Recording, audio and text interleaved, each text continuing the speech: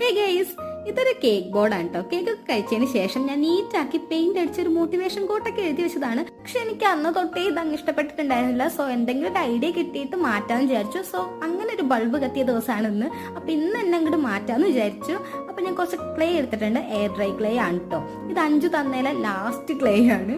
അപ്പൊ ഞാൻ അതുകൊണ്ട് കുറച്ച് പെറ്റൽസ് ഉണ്ടാക്കിയിട്ടുണ്ട്. പെറ്റൽസ് ഒക്കെ ഉണങ്ങിയതിന് ശേഷം ഞാൻ ബോർഡിൽ ഒട്ടിച്ചു കൊടുത്ത് ഒരു പൂ പോലെ ഒട്ടിച്ചു കൊടുത്തിട്ടുണ്ട് കേട്ടോ. എന്നിട്ട് ഇത് ഇനിയും ഉണക്കാൻ വെക്കാം. ഉണങ്ങിയതിന് ശേഷം മാത്രം പെയിന്റ് അടിക്കാം. നമുക്ക് ഇഷ്ടമുള്ള പെയിന്റ് അടിക്കാം. സോ ഞാൻ 2 കളർ മിക്സ് ചെയ്തതിന് ശേഷമാണ് എനിക്ക് ഈ കളർ കിട്ടിയത്. അപ്പോൾ പൂക്കൾക്ക് പെയിന്റ് അടിച്ചതിന് ശേഷം ബാക്ക്ഗ്രൗണ്ട് ഫുള്ള് ബ്ലാക്ക് ആക്കി കൊടുക്കുകയാണ്. ആക്ച്വലി ബ്ലാക്ക് അടിച്ചതിന് ശേഷം അതിന്റെ ലുക്കേ മാറിയിട്ടുണ്ട് കേട്ടോ.